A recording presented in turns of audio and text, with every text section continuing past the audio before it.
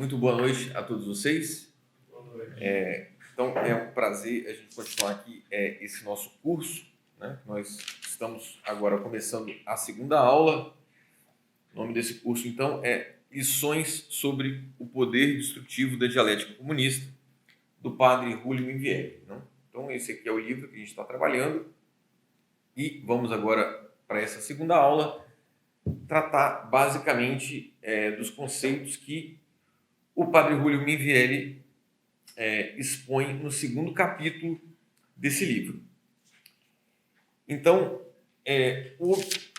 esta segunda aula, né, que nós vamos ter hoje, né, a primeira aula, o título da aula foi O que é dialética? A passagem da dialética idealista de Hegel para a dialética materialista e ateia de Karl Marx. Então, eu mostrei para vocês na aula passada um pouco do que é a dialética histórica de Hegel, né? Ou seja, como é que aquilo que ele chama de espírito, né, vai se desenrolando, né, ao longo da história. Então, é interessante retomar novamente aqui, né, isso que seria uma linha histórica aonde esse fenômeno, vamos dizer assim, né, que é a dialética, ele vai se desdobrando, né, passo a passo em todas as áreas da realidade, né? Então, por isso, né, uma das características da dialética que o padre Júlio Minvieri colocará neste segundo capítulo é a característica da totalidade, porque a dialética, para Hegel, né, então, ela acontece ao longo da história, né, de uma forma total. Ela acontece na arte, ela acontece na religião, acontece na filosofia, ela acontece na natureza, ela acontece no desenvolvimento do ser humano, no desenvolvimento da consciência. Então, a realidade inteira, toda ela é dialética. E uma outra característica da dialética, que nós também podemos constatar nesse capítulo, é o da historicidade, porque a dialética, ela se desdobra, né, na história, ela se desdobra no tempo. Então, tudo isso daí vai montar esse vir a ser, né? A história é sempre um vir a ser, é sempre um construir-se contínuo de tudo que você puder pensar, né, que circunda toda a experiência do ser humano, né? Então, a lógica, a inteligência, ela tem bases dialéticas, né? Por isso que eu coloquei na aula passada, né, que o primeiro ponto do sistema de Hegel, né, a primeira grande área do sistema de Hegel era a lógica, vocês se recordam, né? A lógica era a primeira, né? Depois a filosofia da natureza e depois a filosofia do espírito. Então, a lógica é o quê? A lógica é você entender que o pensamento aí tem uma logicidade, e essa logicidade ela pode ser compreendida dialeticamente. Você pode entender os conceitos do pensamento, né? Os conceitos mais primitivos da ideia, e aí vem a ideia de ser, né? Eu coloquei na aula passada, né?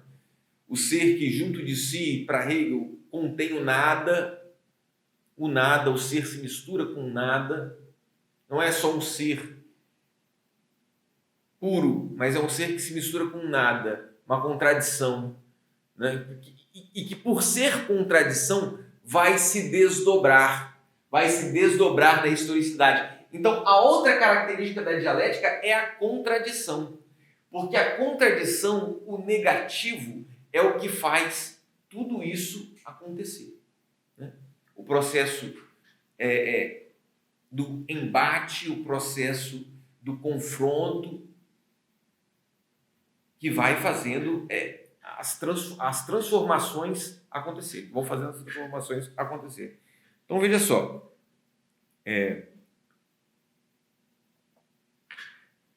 os momentos da dialética, que é o título dessa aula, né? Que é o título desse capítulo, os momentos da dialética são esses três que a gente também já falou: a tese, a antítese e a síntese. Então, aqui, ao longo da história, essa dialética vai se desdobrando na sua totalidade, na sua historicidade, por meio da contradição. Né? A contradição é o que nega, né? É o momento que nega. Primeiro você tem uma tese. Essa tese se desenvolve. Quando ela alcança o seu ponto máximo, o máximo da sua expressão, por exemplo, o máximo da expressão artística grega, o máximo da expressão literária grega, vai ser o seu ponto. E esse ponto máximo ele também já vai ser o momento da decadência. E é quando começa essa decadência, quando começa essa negação que vai transformar as coisas, né, até um ponto de fazer com que ela tome então um novo fôlego, um novo impulso e se lance novamente para cima, e nós teremos a negação da negação. Né? Nós teremos uma nova tese, que é a síntese. É a síntese do que se passou, mas se transforma numa nova tese, porque novamente será negada. Em outras condições, obviamente. Né? E tudo isso, né? Tudo isso aqui é a trajetória, né, da ideia. A trajetória do espírito. A trajetória da razão humana ao longo, né, da história inteira, aonde a consciência humana, ela vai, ao longo dessa história, se entendendo sabedora de si mesmo, né? E tudo isso Hegel escreve aqui nesse livro aqui, chamado Fenomenologia do Espírito. Ele é publicado aqui pela editora As Vozes, em português. Esse livro aqui, Hegel relata como é esse transformar-se, né? A ciência da experiência da consciência. Isso é fenomenologia do espírito. Né? A forma, eu sei o que é ela a partir disso que eu sou. Então, eu não conheço essa verdade fora de mim, eu não tenho acesso a ela. Eu só tenho acesso à verdade que está em mim, da verdade que sai de mim, que sai a partir da minha razão. A verdade que eu ponho enquanto ser consciente. Eu penso, logo sou. É a partir daí que pensa a filosofia moderna. O objeto fora, ele é desconhecido, ele não pode ser sabido, não se pode ter ciência sobre ele como eu posso ter daquilo que vem de mim, da minha mente. Só que Hegel diz o seguinte, por exemplo, Deus, para Kant, a gente não pode conhecer. Porque Deus está além. Né? E é por isso que ele mata a metafísica na filosofia. Né? Porque ele desestimula completamente que qualquer filósofo depois dele tenha a pretensão de fazer metafísica, porque ele tenta mostrar por A mais B, né, na crítica da razão pura, que não é possível fazer metafísica. Não é possível estudar Deus, não é possível fazer teologia, por exemplo, de um modo sério, verdadeiro, científico. Isso não é possível, você não tem acesso. Você não tem acesso. Pela razão, não. Você pode achar que você tem por outros meios uma inspiração, mas de uma inspiração, de um sentimento, você não pode fazer ciência. Não pode. Então, eu não posso conhecer o em si. Né? Só o que vem de mim. E Hegel vai dizer o quê? Podemos sim conhecer o que está em si. Sabe por quê? Porque esse em si não é um outro diferente de nós. Porque quem põe este em si somos nós. É a consciência. Então não existe um fora. Qualquer fora, na verdade, é colocado pela consciência. Então, né, existe então esse trancamento da consciência da filosofia moderna. Né? ela pensa só diante de si, ela entra na sua própria bolha, a razão entra na sua própria bolha. E Hegel, né, pensa então que existe essa evolução, esse automovimento. Só que esse automovimento, ele não necessita de um ser transcendente para ele existir. No final, o que se entende no último grau de todo desdobrar dialético universal, quando se chegou em 1807 e Hegel escreveu a Fenomenologia do Espírito, o que ele está querendo dizer é isso. Que nós chegamos agora no momento que nós sabemos que nós é que colocamos tudo, nós é que... Né? Há um fora, mas esse fora também nós sabemos que somos nós. Esse é o conceito de espírito para Hegel. O que é espírito para Hegel? É um eu que é um nós e é um nós que é um eu. É um Deus que vai se revelando para o homem ao longo da história, mas na verdade, na medida em que Deus se revela, o homem também vai se conhecendo a si mesmo. Vai conhecendo a Deus e vai conhecendo a si mesmo. E no final, né, as coisas vão se juntar. Então vai haver o homem que se faz Deus, o homem que é Deus. Esse homem é Jesus Cristo, pela primeira vez.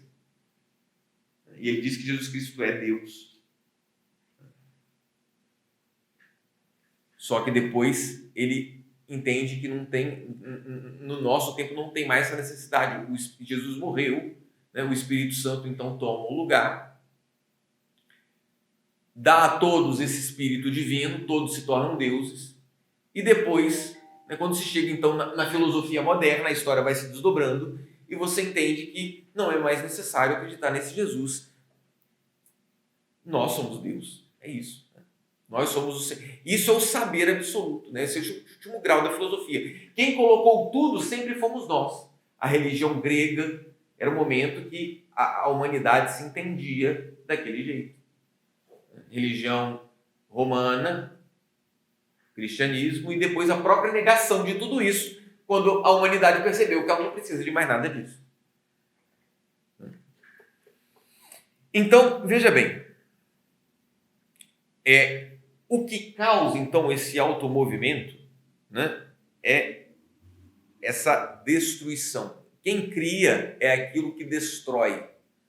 Né? Essa é a força do negativo dentro da dialética. Né? A morte é aquilo que dá sentido à vida.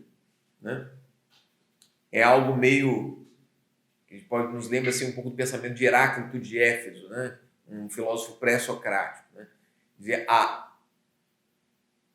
morte é a origem e a mãe de todas as coisas. Né? A destruição, o negativo, né? É a origem de tudo, é o que faz com que tudo aconteça. E nada é fixo ou imóvel, caem completamente os dogmas.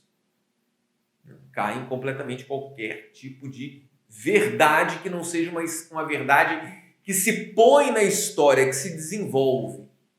Né? E muitos, no nosso tempo, né, buscaram colocar a religião, a Igreja Católica, dentro dessa dialética, negando a ela, a Igreja, a possibilidade de continuar afirmando aquilo que ela crê. Ela não pode. Por que a Igreja hoje ela está sendo, mais uma vez, né, sendo negado a ela o direito de crer naquilo que ela crê? Porque o mundo julga que a dialética já passou, já transformou as coisas. E a Igreja quer sustentar o que está lá parado. Ou seja, a verdade do mundo está se desdobrando dialeticamente. Nós estamos cada vez mais em direção à liberdade, que é o que Hegel dizia. Né?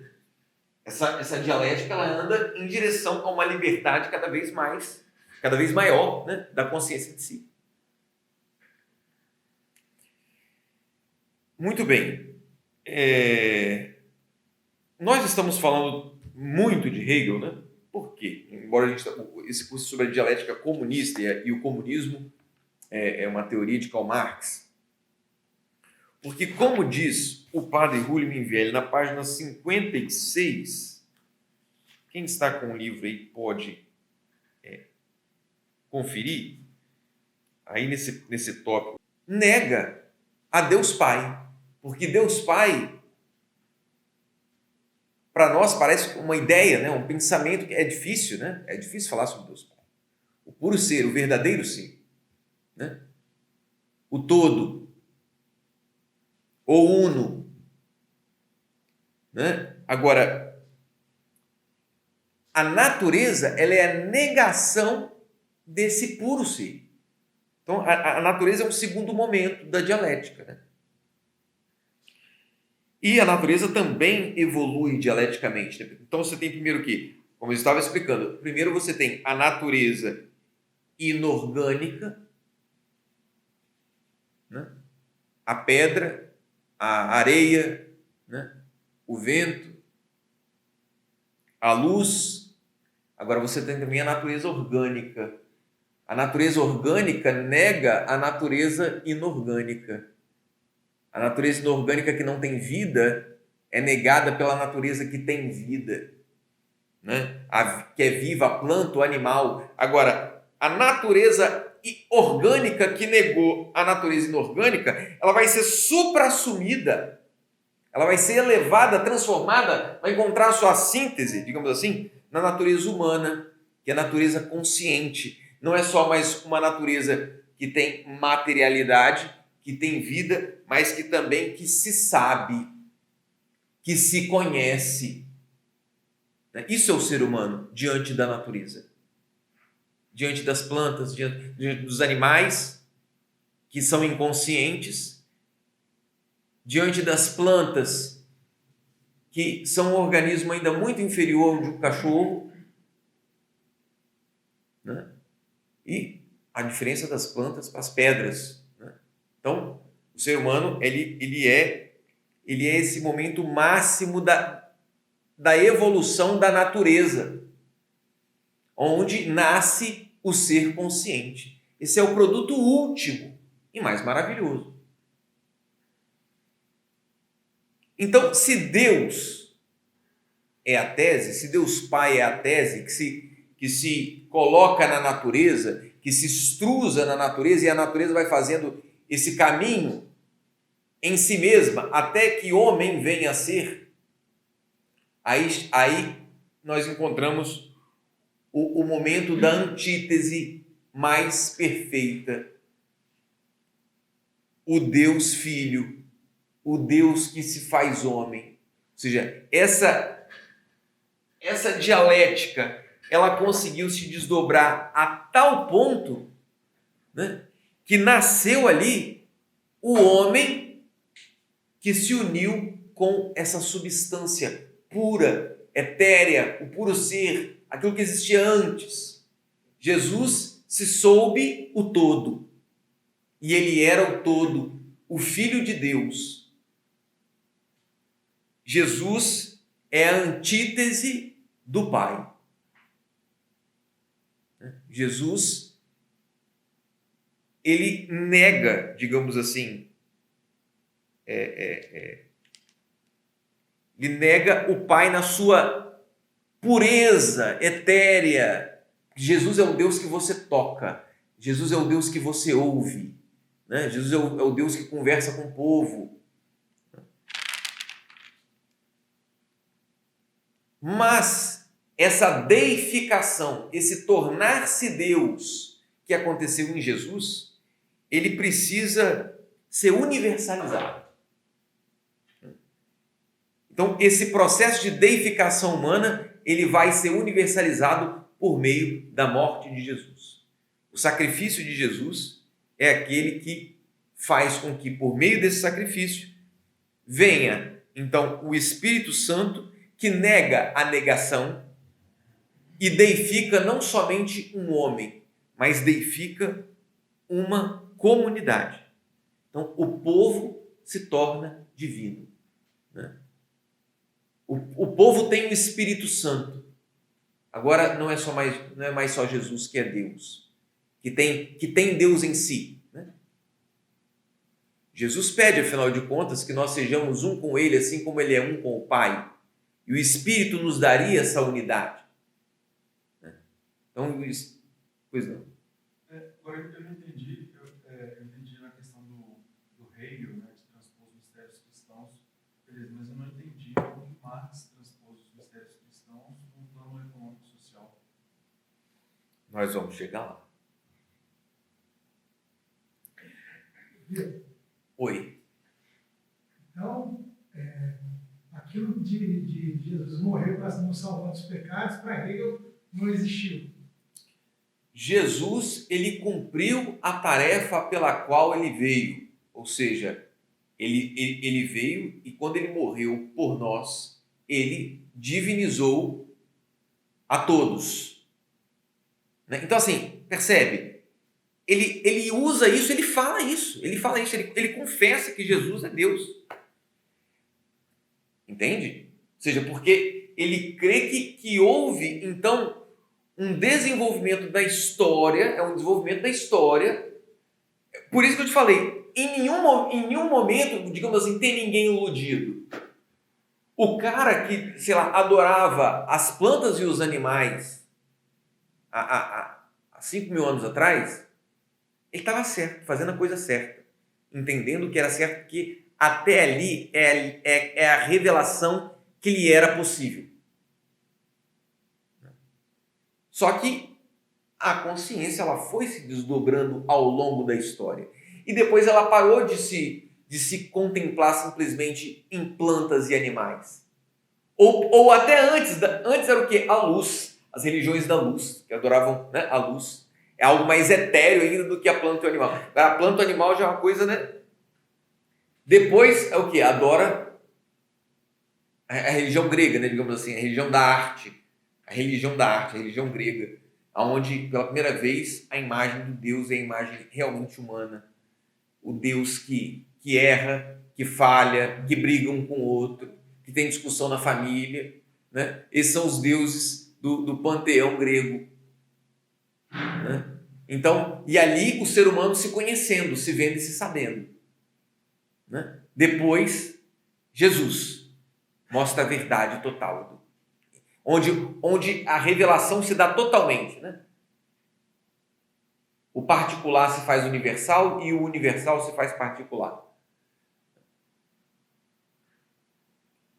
Mas depois, né, acontece uma supra-assunção, uma Aufheben, uma síntese disso que foi Jesus, que é o Espírito Santo, que é o Pentecostes, né, que derrama isso para outros todos. Então, convido os senhores aqui a darem uma olhadinha comigo aqui na página 62. O último parágrafo aí, é no meio da página, né? Na página 62. Que diz assim: em resumo, que Hegel toma do mistério cristão da Trindade a ideia de processo ou processão, a qual, ainda que na boa teologia não implique movimento nem mudança, Hegel a toma como se fosse a de um automovimento, né? Então, há um automovimento aí dentro do mistério cristão. Deus vai se revelando. De onde Hegel tira essa ideia de automovimento que se desenvolve em 3 momentos? Do mistério da encarnação, entendido erradamente por meio da teologia da kenosis, como se o Logos se transformasse na humanidade de Cristo, para esta logo se transformar por sua paixão e morte na exaltação da igreja. Né? Ou seja, isso é o desenrolar-se de Deus. Deus ele vai se completando. Deus ele vai se fazendo, se construindo historicamente. Se mostrando e se construindo historicamente. Então, com o passar dos anos e do passar dos séculos, Deus se completa porque se mostra a si. Meus amigos, é uma heresia muito profunda essa. E ela tem uma língua bifurcada, entende? É a língua da serpente, né? A língua bifurcada. Ela fala a mentira, mas antes de falar uma mentira, ela te contou 10 verdades. Entende? Só que a mentira que ela conta no final, ou seja, o que tudo aquilo está servindo, né, digamos assim, né, te leva para um buraco total. Te leva, na verdade, ao que é a conclusão da filosofia de Hegel, que é a filosofia absolutamente ateia. Onde, na verdade, não é exatamente ateia, porque é, digamos, antropoteísta. Porque a própria humanidade vai se entender como Deus, né, como dona de si. Né? E esse é o destino da humanidade. Continuando aqui. Essa confusão e simplificação dos mais altos mistérios cristãos é transferida do plano da teologia ao da filosofia, né? Ao do conceito. No conceito, né, na filosofia, toda transcendência foi reabsorvida. Ou seja, tudo aquilo que são os mistérios da religião, né, todo aquele saber religioso, aquela efusão religiosa que te faz crer, ela que é reduzida a um saber, a uma compreensão científica do que é isso. Né? Que é o que vão fazer depois, né, os outros filósofos, né, de outras épocas, né? Como você mesmo já dizia. Né? Vão levar a coisa toda para o âmbito da coisa prática, né? Ou seja, não vai haver mais nenhum abstrato, nenhuma metafísica, nenhum conceito fora do que é o mundo prático social. Então os saberes eles vão se diluir realmente em outros que não são mais própria, mas logos é linguagem, logos é consciência, logos é razão, é esse saber. Então, no princípio, eram logos.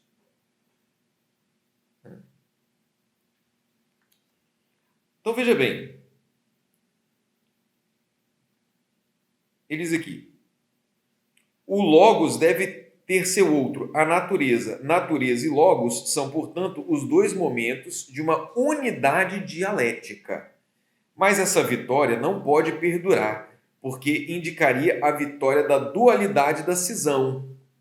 Né? Ou seja, se você parasse nessa luta aí, né, entre natureza e logos, né, entre aquilo que é abstrato, aquilo que é a inteligência e aquilo que é o físico, aquilo que é o material.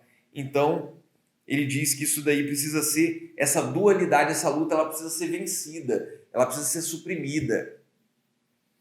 Então, o logos evolui através da natureza no espírito, que é a identidade da não identidade. Identidade da identidade e da não identidade. É igual e diferente a si ao mesmo tempo.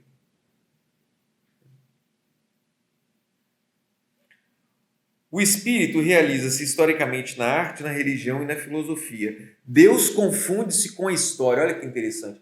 A história para Hegel é Deus se revelando, é Deus se desdobrando.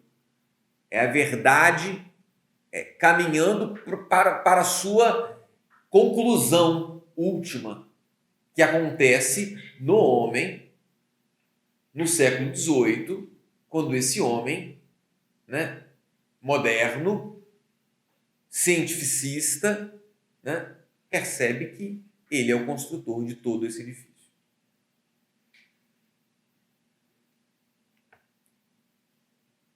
Deus confunde-se com a história, e como a história é a humanidade andando, Deus confunde-se com a vida da humanidade.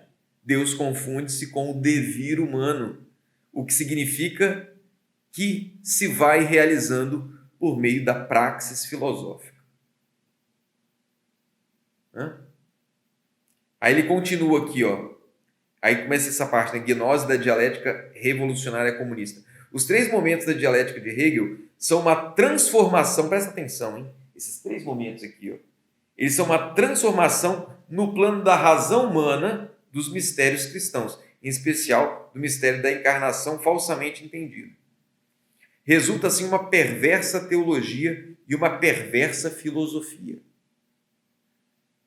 Os outros mistérios da Trindade, a encarnação, a paixão e morte do Senhor e da vivificação da humanidade no corpo místico pelo Espírito Santo, são utilizados para construir um sistema ateu, evolucionista que converterá a filosofia moderna em uma divindade, em uma gnose ateia e perigosa. Então, Deus evolui dialeticamente, né? Agora, nós vamos perceber também que nós evoluímos dialeticamente também para sermos deuses e nos livrarmos de Deus. Então, quando Karl Marx vai dizer assim que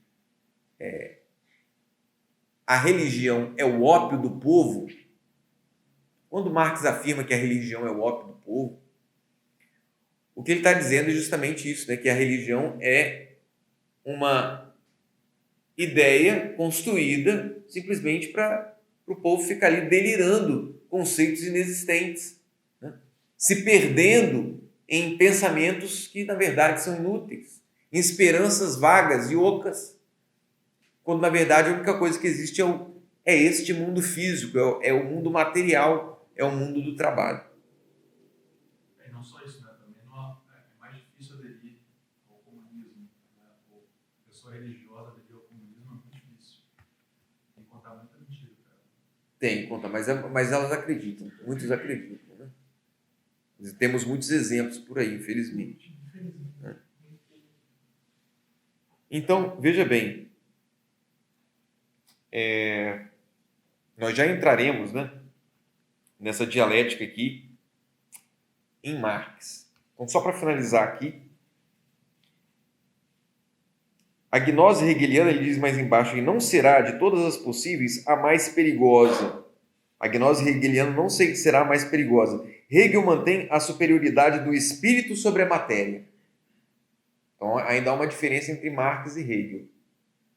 Para Hegel ainda existe uma consciência, né? Algo espiritual, né? Intelectual, sobre a matéria que tem mais valor do que a matéria. Isso é verdade. Por isso Hegel é um idealista e não um materialista. Hegel acredita que a verdade está no saber e não no trabalho. E não o trabalho, ele é para o saber do homem. E Hegel diz, e Marx se usa absolutamente dos conceitos hegelianos, né? E eu já vou falar sobre isso também, né? Olha o que ele diz mais embaixo. Marx criará uma gnose, bem mais lá embaixo, uma gnose mais perversa e revolucionária, ao levar ao plano da vida dos povos e das sociedades humanas esse cristianismo gnóstico como fator de solução social.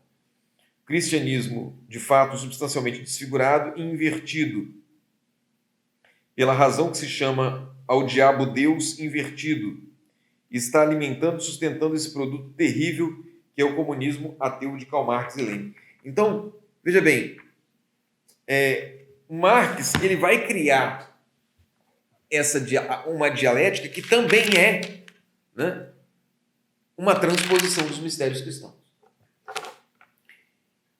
E na página 64, mesmo aqui que nós estamos aqui nela aqui,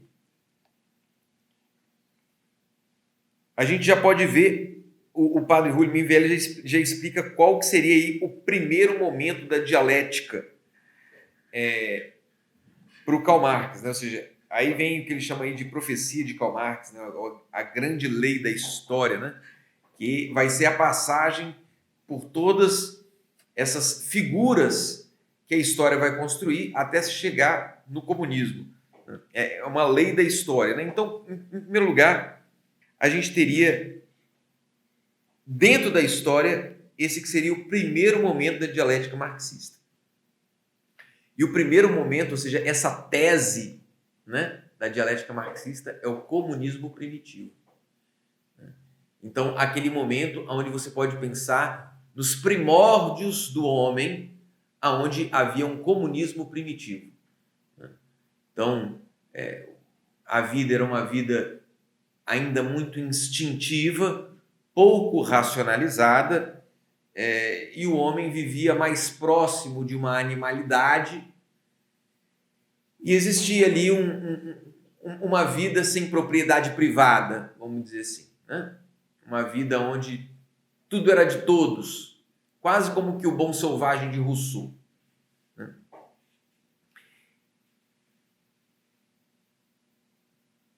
Agora,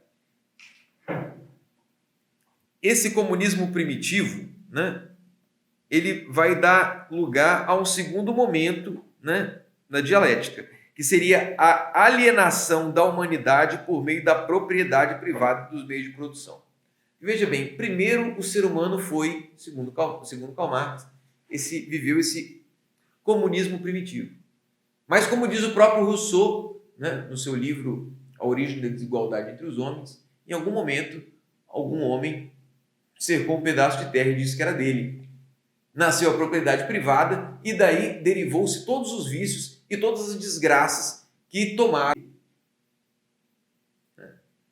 desse saber, desse desenrolar capitalista, né? Obviamente foram as revoluções industriais, né? Colocaram a coisa num patamar, né? Não mais o capitalismo, ele foi se tornando, digamos assim, segundo Karl Marx, algo realmente insuportável, né? Um momento de tensão máximo. E que isso faria, obviamente, que o capitalismo desse lugar a um novo modo de produção comunista. Agora, então, veja bem, assim como Jesus, que era o Verbo, que estava com o Pai desde o princípio, como diz o início, os primeiros versículos do Evangelho de João, né? No princípio era o Verbo e o Verbo estava em Deus, e o Verbo era Deus, né? Mas depois o Verbo se fez carne. Quando o Verbo se fez carne, ele se alienou. O que é se alienar? É pôr-se fora de si.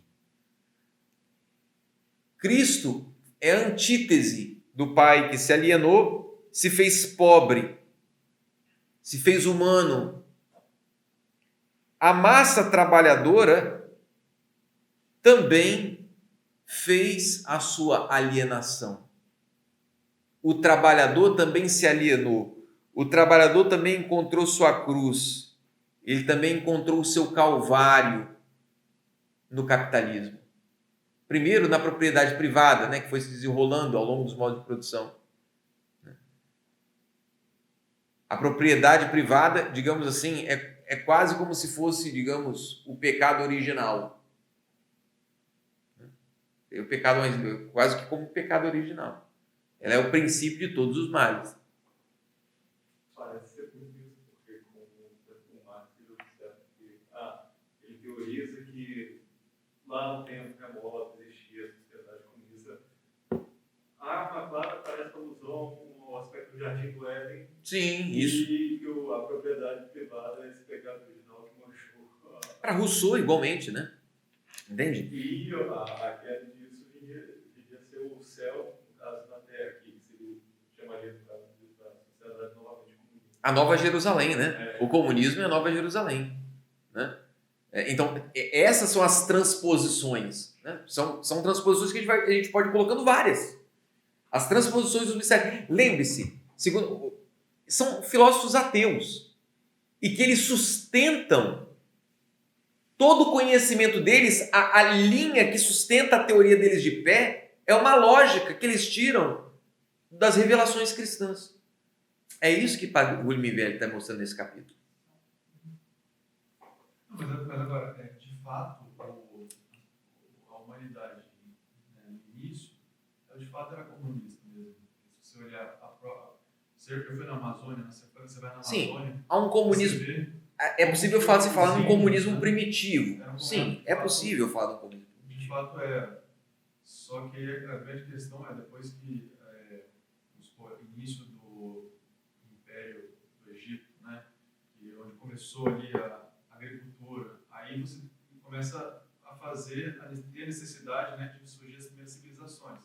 A partir disso, aí começam todos esses modelos, né, que a gente chegou até o capitalismo. De fato, assim, pensando, por exemplo, como que Marx via a sociedade ia se desenvolver até o colapso do capitalismo, até no mercado que a moeda era lastreada em ouro, né, e ele critica a acumulação de ouro, né, ele fala que o cara ele vê o ouro como algo que vai comprar a porta dos céus para ele, né, o ser humano glorificava o ouro, ele fala dessas questões no Capital. E que, assim, bem, fato que isso aí, como aconteceu, por exemplo, na Rússia, né, a tomada de poder, né, toda a revolução, todas as tomadas de poder do comunismo que aconteceram aí, toda a história, né, eles viram que o capital em si, a aplicação do capital, né, foi um desastre para a sociedade, né, que acaba que não dá certo, muito artificial para o que o humano é, né, o sistema é muito artificial para o ser humano, né, então falha desgraçadamente. Então o que eles fizeram hoje, né? O movimento ainda continua, né? A economia, eles já não querem mais saber da economia socialista ou comunista, né? Eles querem saber da Porque ela é impossível, ela é impossível. Ela é impossível. Mas eles ainda vendem a ideia do comunismo, mas como um projeto de poder para eles. Então, basicamente, hoje, né, o que virou a ideia do Karl Marx é só um projeto de poder, nada além disso. Porque todos os outros não deu certo. Né? Tudo que ele tentou descrever no Capital não funcionou. Mas como projeto de poder, tomada de poder, funciona bastante. Faz todo sentido, se você chegou ao ponto máximo que você considera ser Deus, se você é Deus, então você vai passar a criar a própria realidade. Exatamente. O comunismo é hoje, enquanto eu crio um mundo que, segundo a gnose dessas lideranças, é um mundo perfeito. Né? Exatamente. Seria, vamos dividir aqui vocês do baixo clero e eu vou ficar com o maior quinhão aqui. Na verdade, o comunismo é isso. Quem está no poder sempre está com uma parte maior. Quem está embaixo sofre as consequências. Sim.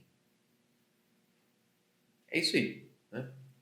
Então, eu vou retornar para essa ideia que nós estamos tratando aqui, que é mostrar para vocês essa transposição dos mistérios cristãos, né? Que é algo que, quando eu me apercebi pela primeira vez, confesso aos senhores que eu, estudando, né, quando eu fazia mestrado e estudei a Fenomenologia do Espírito, quando eu comecei a me dar conta disso, comecei a me dar conta um tanto quanto sozinho, porque a literatura sobre isso é muito pequena, né? Queria eu ter lido esse livro aqui há mais de 10 anos atrás. Ele me seria assim, né, de grande utilidade, né? Mas está sendo hoje também de toda forma. É uma pena que não era disponível a nós esse tipo de obra, né? E essa é, meus amigos, aí a gente abre um parênteses aqui, né? A grande obra desse apostolado, né? Quando a gente coloca obras como essa e outras que estamos colocando também dentro do mercado editorial brasileiro, e outros centros também, né? E outras editoras católicas têm feito isso, isso é uma revolução. Isso é uma revolução naquilo que nós temos ao nosso alcance. Se transforma, né? Transforma as pessoas, transforma as mentes, transforma o mundo. Então vamos lá. Então o primeiro momento da dialética aí que Marx estava dizendo, o comunismo primitivo, mas assim como Cristo se alienou, o homem também se alienou na propriedade privada, né? Se perdeu, né? Digamos assim, e o proletário ele se tornou escravo do seu patrão, né? Se alienou, aceitou a condição de servo, né? E veja bem, o que ele precisa agora? Ele precisa de um Messias. O proletário ele precisa de um Messias. E quem é o Messias do proletário para salvá-lo dessa condição? Ele mesmo, né? Então, trabalhadores do mundo inteiro, né? Univos. Então, veja bem, Só que, além de ser escravo do seu patrão, o proletário ele possui uma outra escravidão, uma escravidão transcendental. Porque ele crê em Deus, em um Deus abstrato, irreal, que o escraviza sua mente antes de escravizar o seu corpo, antes de escravizá-lo na sua condição de trabalho. E para que ele possa se livrar dessa alienação no trabalho e dessa condição de escravo que ele é no mundo histórico, ele precisa primeiro se libertar dessa escravidão transcendental. Ele precisa derrotar Deus para depois derrotar o seu patrão. Se ele não derrotar Deus primeiro, se ele quiser manter esse arquétipo, a revolução não vai ser feita. Então, deem uma olhadinha aí na página 65, começando ali da penúltima linha mesmo, tá? E o homem, o proletário, não deve travar sua luta até a morte contra o patrão econômico, seu amo, se não a trava primeiramente contra seu amo religioso, o Deus da religião, pois para vencer a alienação que o tem desencaminhado, precisa ter confiança em seu poder criador. Confiança em seu poder criador, o qual não será possível enquanto estiver acovardado, tímido, pondo sua confiança em um criador fora de si mesmo. Para que o proletário tome consciência de seu poder criador, de sua própria vida e da história, deve autoconvencer-se de que só ele é sua divindade para si mesmo. De que o homem é a essência suprema do homem. Essa frase de Karl Marx. O homem é a essência suprema do homem. Aí, no finalzinho desse parágrafo, ele diz assim: aqui se vê que o ateísmo constitui um elemento inseparável, essencial e inseparável. O ateísmo constitui um elemento essencial e inseparável do comunismo de Marx. Então, aí vem, meus amigos, se o povo proletário tem que ser o seu próprio Messias, vem então o terceiro momento da dialética comunista, a negação da negação. A batalha de libertação contra o mundo burguês e a religião cristã. Então, esse é negar aquele que me negou. O homem se alienou no mundo com a propriedade privada, os modos de produção, modo de produção feudal, modo de produção capitalista, que alienou completamente o trabalho do homem, porque no capitalismo o homem trabalha e o que ele produz no trabalho não é dele, é de um outro, então ele não pode se reconhecer no produto do seu trabalho, e é justamente no produto do seu trabalho que o homem se reconhece e se constrói e se afirma. E quando esse trabalho então não é mais dele, ele se torna uma espécie de zumbi, digamos assim. Ele é totalmente alienado. Então ele tem sua consciência alienada religiosamente, ele tem o seu trabalho alienado, que quem é dono é o seu patrão.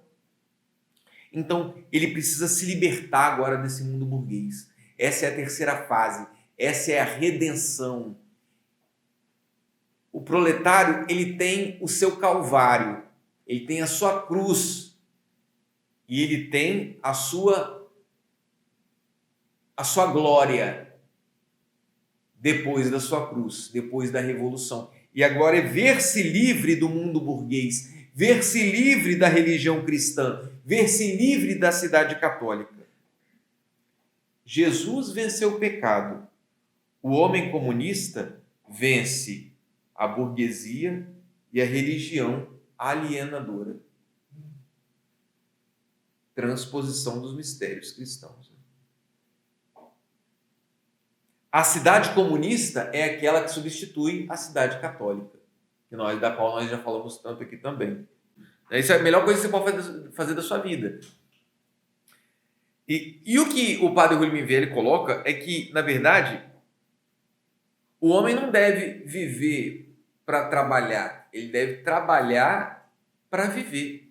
E viver é o quê? É viver uma vida racional, viver uma vida contemplativa, viver para pensar, viver para saber-se, viver para saber-se homem, de todas as potencialidades humanas, de todas as maravilhas, né? E aí sim, encontrar-se plenamente em Deus, né? Então o homem deve viver, deve trabalhar para viver, viver para contemplar e contemplar para se encontrar com Deus, enfim, realmente abraçar a verdade mais profunda do que é possível a nós ter acesso. Então, isso é a diferença de uma vida divina, vamos dizer assim, e da vida profana, né? A vida divina, ela é um movimento prático. A vida profana é um movimento teórico, né? É o saber, é o conhecer, é a ciência moderna. Eu quero saber, eu quero conhecer, eu quero dominar, quero saber como é que faz. Não dá para fazer isso, então não me interessa. Eu quero aquilo que eu posso controlar, aquilo que eu posso conhecer em absoluto, né? Então, Deus, como é algo que se contempla, é algo que está fora dessa possibilidade, né? E a vida divina, né, ela visa o quê? Ela mira a conversão, ela mira a metanoia, o transformar-se completo, né? O fazer-se novo de novo. É quando Jesus diz, né, quem não nascer de novo, né? Quem não nascer de novo, então é necessário nascer de novo.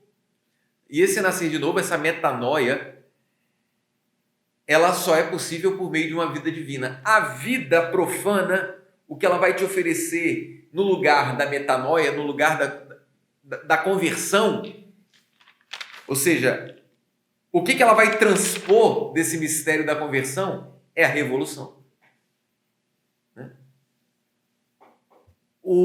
O belo homem da sociedade católica, ele se santifica.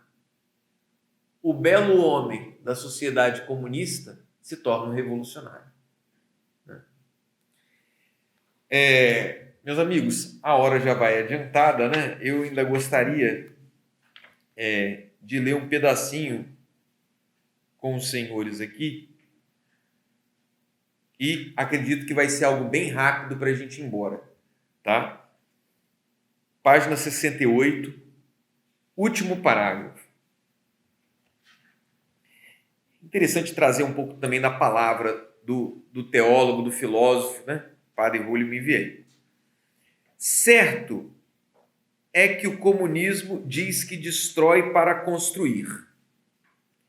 Destrói os últimos vestígios da civilização cristã, que ainda ficam detrás do chamado mundo ocidental, para construir o homem e o mundo comunistas. Mas o homem e o mundo comunistas consistem precisamente na destruição do homem. Só quando o homem é destruído que nasce o homem comunista. Porque o homem comunista não é mais homem, é coisa. É parafuso da engrenagem. O homem voltado contra seu bem psicológico e contra seu bem sociológico. Destruição de sua personalidade, né? Com modernas técnicas fisiológicas e psíquicas. O comunista tem coisas que ele não pode questionar. A criatividade do homem, a sua liberdade artística de pensamento, ela é absolutamente destruída no comunismo. Ou você pensa como o partido, ou você não pode fazer parte dele, né? Você não tem lugar. Então, isso é destruir completamente a capacidade humana. O que vive um chinês é uma desumanização hoje em dia. Um chinês que tem que viver sob o poder do crédito social, né? Do sistema de crédito social. Né? Quem não conhece, pesquise. Entenda o que é o sistema de crédito social chinês. Isso é a total desumanização do homem. O homem não é isso. O homem não vai se satisfazer com isso. Isso não vai realizar o ser humano. Né? Água, comida, um trabalho, um lar. Nós somos feitos para muito mais. Deus nos criou. Nós não somos um passarinho, né? Que você bota ele na gaiola e está tudo bem. Tem comida, tem água. Mas não precisa ter liberdade. Né? Porque, robesianamente falando, nós somos maus. Né? Então, veja bem. Destruição das estruturas sociológicas, como a família, as sociedades naturais e a sociedade política. Destruição da autêntica, é isso que destrói, ou seja, nós estamos falando aqui, né? O que o comunismo destrói para construir o comunismo, né? As famílias, as sociedades naturais, a sociedade política, destruição da autêntica convivência social e política. O comunismo é onde as pessoas se entregam umas às outras, ao partido, se denunciam. Né? O filho tem que denunciar o pai, né? Porque o partido está acima da família. E Hegel já via isso como algo também já via isso como algo mais racional. Né? Por exemplo, para Hegel, as formas de junção de pessoas, por exemplo, por sangue. Eu gosto de você porque você é meu irmão. Os próprios livros dele fala, agradeço a Marx, Engels, Lenin por me darem essa máquina de poder. Essa máquina destrutiva, né? Com esse poder destrutivo. Né? Bem, então vamos lá. E, sobretudo, destruir as aspirações profundas da inteligência e do coração humano, que se sente lançado a Deus, sua verdade e seu bem.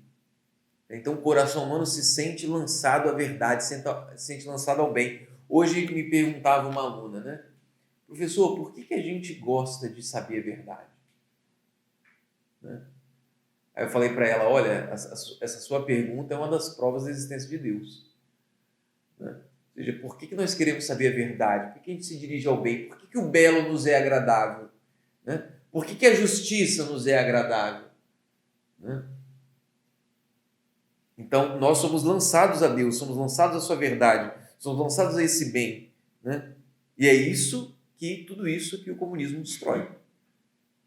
Destruído o homem nos mecanismos elementares de seu ser físico, que condicionam suas aspirações interiores, pode então ser utilizado como matéria maleável. Né? Ou seja, você tirou as estruturas do homem. Pense um boneco. Né? Um boneco que é rígido, que tem os parafusos prendendo as suas articulações. No momento que você tira esses parafusos, né, ele fica molengo, né, ele fica maleável, porque você tirou aquilo que dava as direções dele, você tirou a espinha dorsal dele, você tirou aquilo que o orientava. Né? Então, agora ele é uma massa maleável. Isso que acontece depois que você quebra a religião. Isso que acontece depois que você quebra os costumes. Você torna o povo uma massa maleável, informe. Um fantoche. Você faz com ela o que você quiser. Né? Ou seja,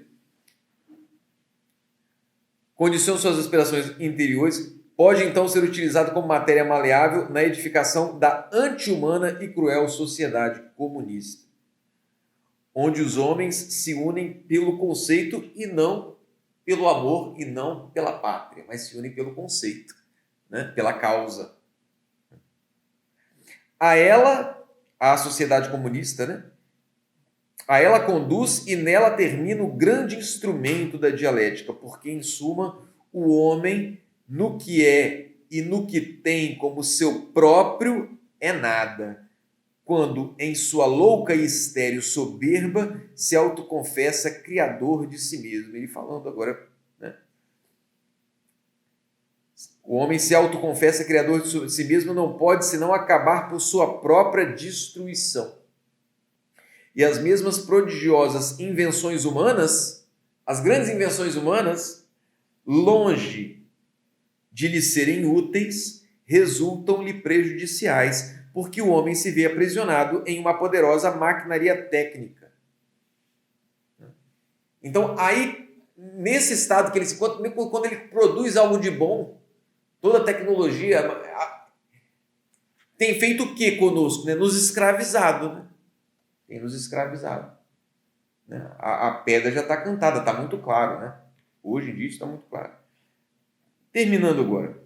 Mas, como até para se destruir o homem não pode agir como puro nada, tem que recorrer às coisas de Deus. É isso que eles estão fazendo aqui. Ao plano de Deus, aos mistérios cristãos que constituem o que há de mais elevado neste plano e usá-los ao revés, como força de dissolução do homem. Então você pega os mistérios cristãos, transmuta-os naquilo que você deseja, com a finalidade de diluir, né? De dissolver o ser humano. Os altíssimos mistérios da Trindade, da encarnação e da igreja, conformados aos pobres cérebros de Marx, Lenin e Stalin, convertem-se em um processo explosivo da espécie humana. Então, li esse capítulo, não poderia não ter uma aula sobre ele para falar um pouco sobre isso daqui. Né? Como eu disse, nas 2 próximas aulas nós não esgotaremos o livro inteiro, o livro é grande, assim, ele é denso, né? Então, obviamente, não é nosso objetivo esgotá-lo, mas dá a chave de leitura, né, para quem quer ler esse livro, poder se enfiar aqui nessa linguagem que muitas vezes ela é confusa, é dura, né, porque ele fala muito de Hegel, ele fala filosoficamente sobre os conceitos também de Karl Marx, e eu pretendo com essas aulas dar a vocês, aos que assistirem depois, né, pela internet, essa chave de leitura para essa grande obra aqui. Tá bom? Então, muito obrigado a vocês e até a próxima.